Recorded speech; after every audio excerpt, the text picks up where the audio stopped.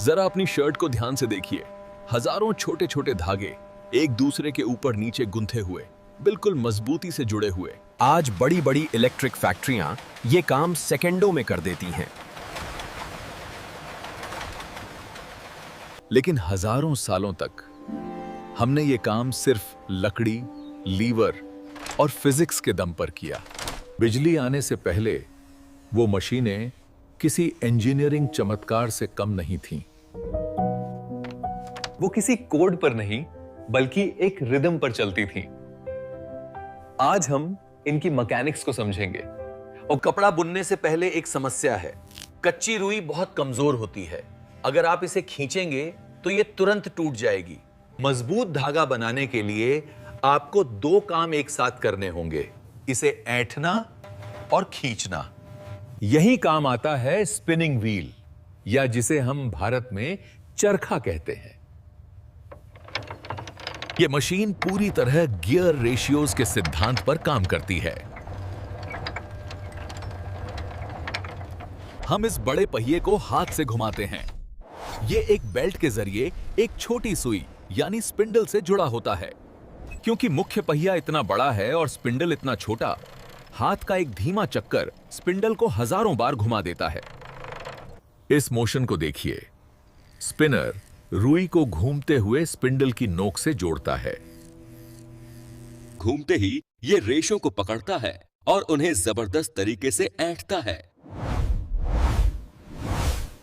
उसी समय स्पिनर अपना हाथ पीछे खींचता है। इसे द ड्राफ्ट कहते हैं।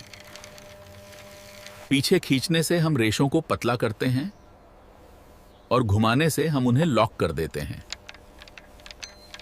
यह कुदरत के एक बिखरे हुए गुच्छे को एक परफेक्ट मजबूत धागे में बदल देता है। अब जब हमारे पास धागा है तो हमें इसकी चादर बनानी होगी, हमें बुनाई करनी होगी। अगर आप सुई से एक एक धागा पिरोने बैठें तो एक शर्ट बनाने में ही साल भर लग जाएगा। हैंडलूम इस काम को एक 3 ताल की रिदम में करता है, क्लिक, क्लैक, ठक। आइए इसकी फिजिक्स समझते हैं। पहला स्टेप, द शेड। जब बुनकर पैर का पैडल दबाता है तो मशीन धागों के बीच एक सुरंग बना देती है।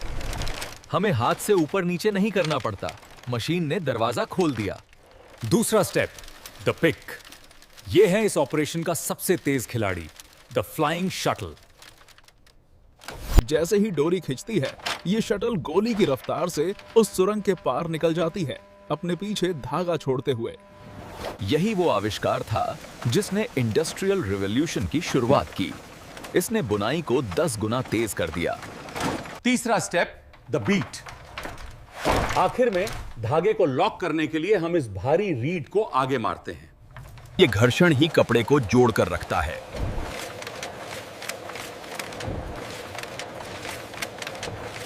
क्लिक, शूट, ठक। बार बार, जब तक कि वो एक दरी, साड़ी या शर्ट न बन जाए। जैसे जैसे करघे जटिल होते गए, बुनकर डिजाइन बनाना चाहते थे, फूल, आकृतियां। इसके लिए सिर्फ सम विषम धागे उठाना काफी नहीं था। 1804 में जोसेफ मैरी जैकवार्ड ने एक सिस्टम बनाया जिसमें छिद्रित कार्डबोर्ड कार्ड्स का इस्तेमाल होता था।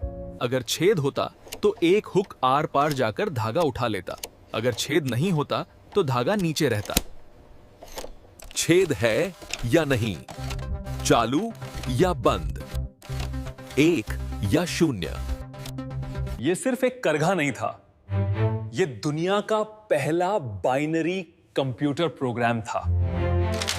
वो तकनीक जिसने आपकी परदादी की शॉल बुनी थी, वही इस स्मार्टफोन की पूर्वज है जिस पर आप ये वीडियो देख रहे हैं। ये मशीनें याद दिलाती हैं कि बेहतरीन तकनीक के लिए बिजली हमेशा जरूरी नहीं है।